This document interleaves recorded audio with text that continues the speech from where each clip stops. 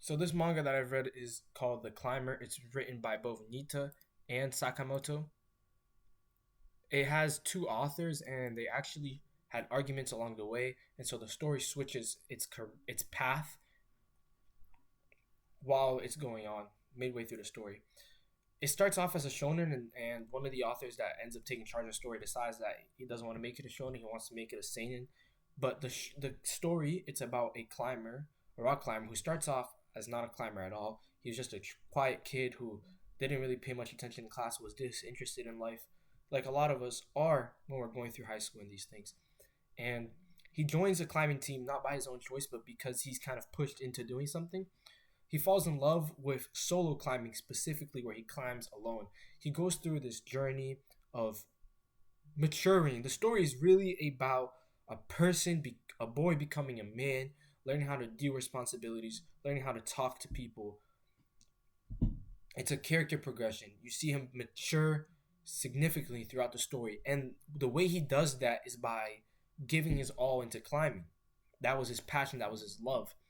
And I think that's an important message for a lot of young men out there, and for people in general. Is a lot of times a way to build character and to mature is to give something your all, to pump everything you have into a passion and really devote yourself to it. A lot of times people are afraid of giving their all to something because if they failed and they gave their all, they feel like failures, like they feel unfulfilled, insignificant, like they couldn't accomplish something. A lot of times people half-ass stuff because if they fail after half-assing something, they have the excuse that "Oh, I didn't even try my best," right? And that's more comforting than trying your best and failing.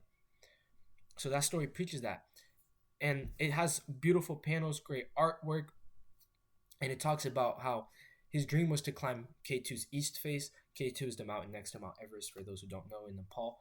And his dream is to climb the east face. He has to learn how to manage money, how to be resilient, how to be charismatic, to be how to talk to people, how to be a father, how to stand his ground, how to be strong, to have strength, to be courageous, how to accept people's flaws, how to read people, to trust people, to not trust people. And he goes through this entire journey. He has to learn to love himself, how to treat himself, how to have self-respect. And you see him go through this journey, and it reminds you along the way of what's important, what we need to do better. His dedication towards climbing gives you motivation while reading it. It pushes you to really devote stuff to the things that you ignored that you want to do.